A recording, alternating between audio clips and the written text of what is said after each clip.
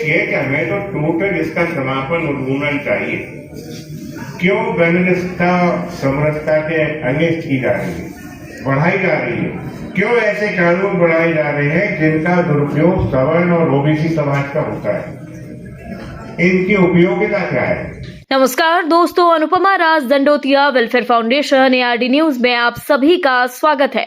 दोस्तों, भोपाल के बाद आज उत्तर प्रदेश की राजधानी लखनऊ में भी भारत के संविधान के असली निर्माताओं के साथ सामान्य वर्ग ओबीसी अल्पसंख्यक समाज की मां बहन बेटियों के लिए गलत शब्दों का इस्तेमाल करने के लिए 12 वर्ष की कठोर सजा, पीड़ित को SC/ST की ही तरह 10 लाख मुआवजा और गैर जमानती अपराध में FIR दर्ज करने की मांग उठी।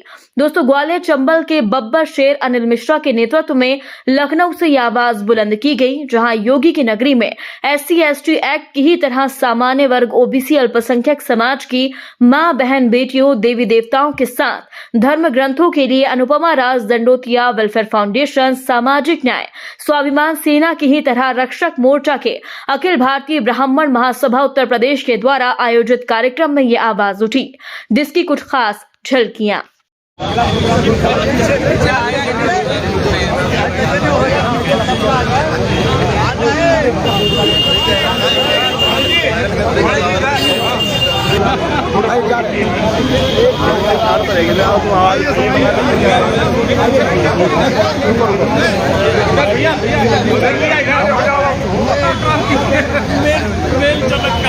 जब सबका हो जाएगा तब होगा बढ़िया हो गया। सरदार जी को भी बुलाइए भाई। हाँ, सरदार जी को जान डाल दिएगा। सरदार जी हो पाते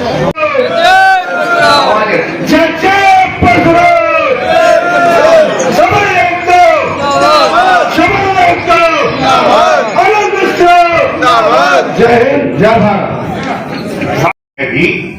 FIR की जाती है और हमारे से कोई पर्सनल रेवेंज है, कोई जमीनी, कोई और लालच की दुश्मनी है, तो उसके खातिर ये SC/ST एक्ट जो एट्रोसिटीज एक्ट है, इसका उपयोग होता है।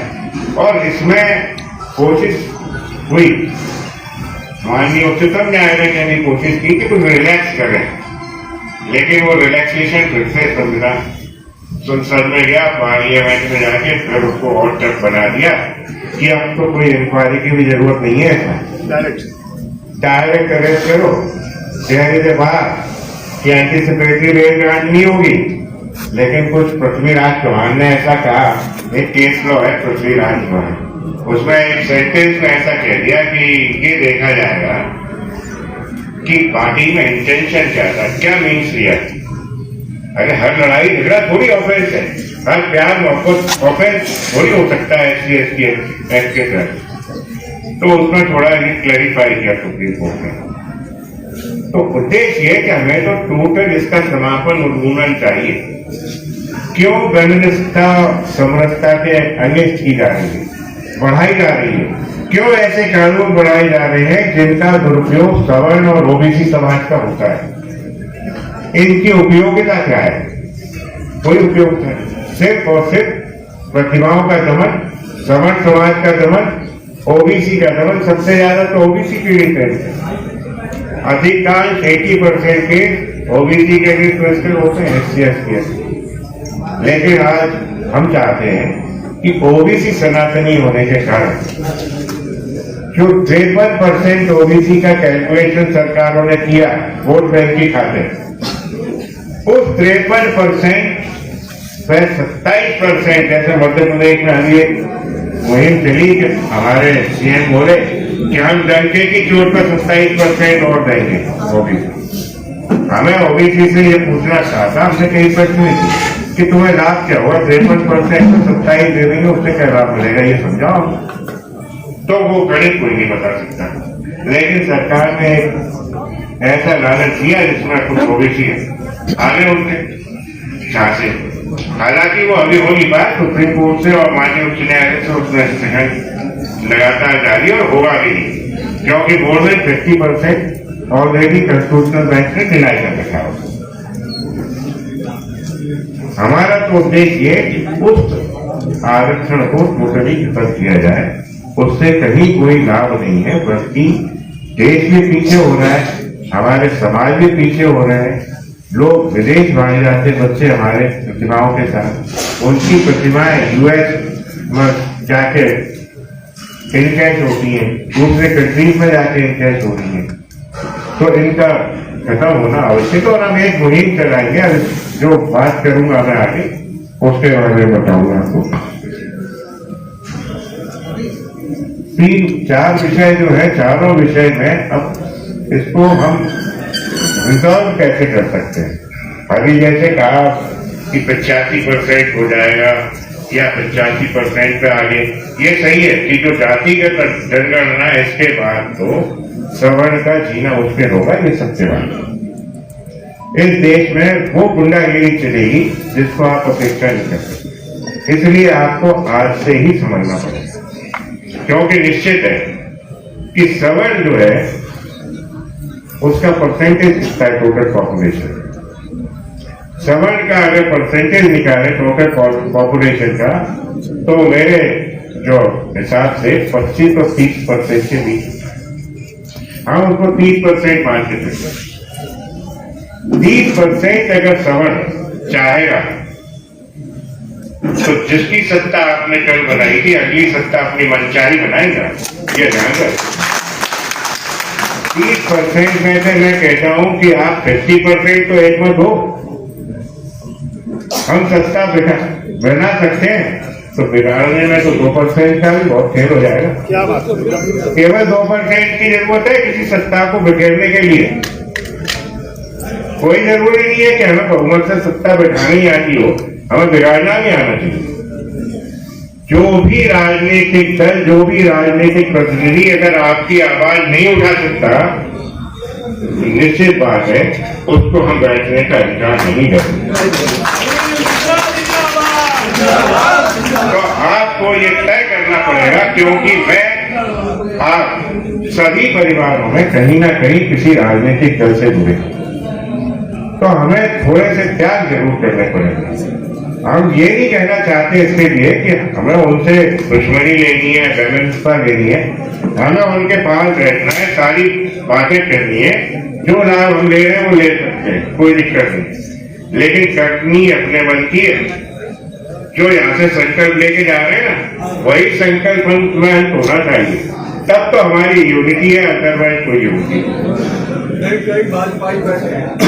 भाजपा ही हो चाहे RSS ही हो, कोई भी हो, मेरे परिवार में भी बहुत है। लेकिन जिस दिन तक ये स्थिति नहीं आएगी कि हम त्याग नहीं कर सकते, तब तक हम सफल नहीं होंगे। ये आप जानते, क्योंकि कोई भी कानून का परिवर्तन न्यायालय के हाथ में नहीं है। न्यायालय उसमें एक रिकमेंड कर सकता है, सुझाव दे सकता है कि इस कानून का दुरुपयोग है। ये आरक्षण के लिए तो सुप्रीम कोर्ट कितने बार जीती। अभी 22 ने भी कहा कि इसकी समीक्षा क्यों नहीं करते। आज तक कितने लोगों को इसमें बेनिफिट मिला, कितने लोग क्रीमी लेयर में आए, उनको हटाइए, लेकिन समीक्षा आज तक नहीं की, सिर्फ वोटों की खातिर। आप सोचिए कि जब फर्स्ट सेंसस हुआ, जनगणना हुई, उस जनगणना के समय 51 में 36 करोड़ के आसपास जनसंख्या थी भारत, और रिजर्वेशन लगभग था उस समय 12.5 और 14.5%। उस परसेंटेज से 10 साल बाद जब नेक्स्ट सेंसस हुआ, तो सरकार बहुत ड्यूटी बाउंड और हर सत्ता ड्यूटी बाउंड है कि पहले ये समीक्षा करती कि इन 10 सालों में इस आरक्षण से हमने कितने लोगों को लाभान्वित किया। लेकिन वो समीक्षा आज 78 साल के बाद भी कभी नहीं हुई और न भविष्य में होगी, जब तक हम ये दबाव न बना सकें, जब तक हम सत्ताओं को बदलने की ताकत न ला सके, जब तक जो प्रतिनिधि मेरा भाई है वो हर बार जीत के सांसद बनता है, शायद मेरे में प्रयास उसमें होते हैं, लेकिन मैं जब तक उसको दोबारा घर पर न बिठा दूं कि अब तू सांसद लायक नहीं बचा, तब तक हम सफल नहीं होंगे। ये ध्यान रखें।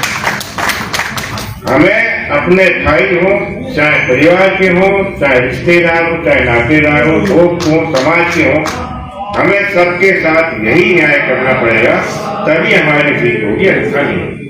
जब वो एक बार घर बैठेगा तो शायद कल हमारे साथ चलना सीख लेगा।